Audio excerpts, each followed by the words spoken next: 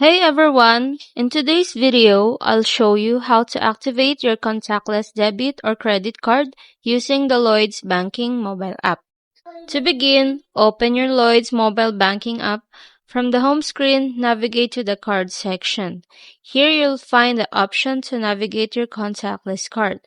Just tap the activation button to enable contactless payments.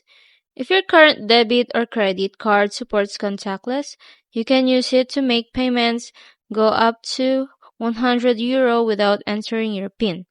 Many stores, restaurants, and businesses accept contactless payments, making transactions quicker and more convenient. For more details on how the contactless cards work and where you can use them, feel free to visit the official Lloyds Banking website. If you experience any issues or have questions, you can always contact Lloyd's customer support for help. If this video helped you, please like and subscribe for more helpful tips. Thank you for watching.